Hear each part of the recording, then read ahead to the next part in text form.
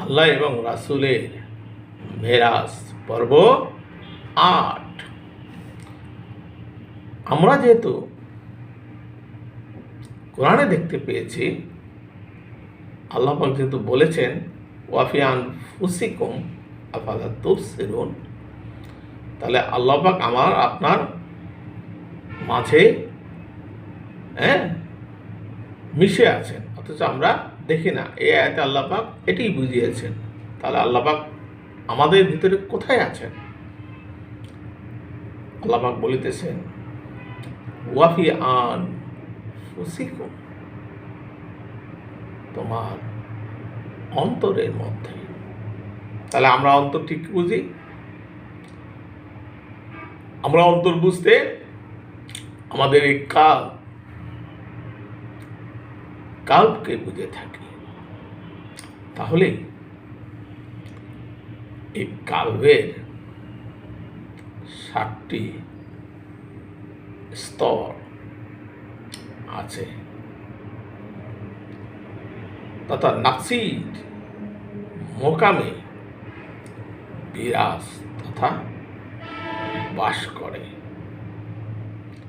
তোমরা কি দেখো না? সূরা যারিয়াতের কথাই। এখন কেউ যদি বলেন যে ভাই, মাথার ওপর যে 7 আসমান আছে, সেই 7 আসমানের খবর কোথায় গেল? আমি সেই ভাইকে শুধু এটুকু বলবো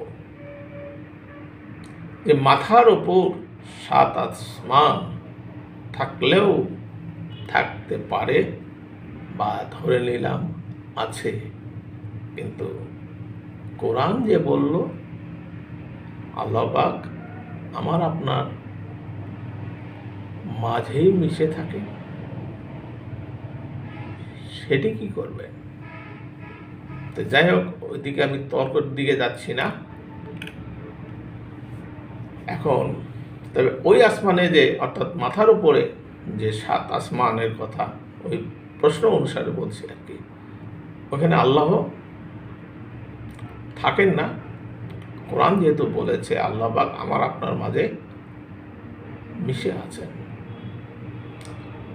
তে কোরআন মোতাবেক আল্লাহ এই দেহে জমিনের মাঝে যে 7 আসমান, অর্থাৎ দেহ জমিন বলতে কি, এই দেহের মধ্যে হচ্ছে 7 আসমান এবং 7 জমিনও আছে। আমরা সেগুলো বিস্তারিত পরে আলোচনায় আসবো।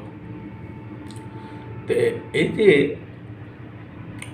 আপনার আল্লাহ এই যে দেহ জমিনের মাঝে যে 7 আসমান, আমার এই দেহর মাঝে যে 7 আসমান সৃষ্টি করেছেন, সেই 7 আসমানের কালবের 7ম স্তরের মোকামে আল্লাহ পাক অবস্থান করেন তথা বাস করেন। 7ম স্তরে কাবা কাউ সাইন তথা আল্লাহর বাড়ি বা বাসস্থান। তে আমরা এখন এই যে কাবা কাউসাইন, এই কাবা কাউসাইন কোথায়? এ হচ্ছে কালবের 7ম স্তরে।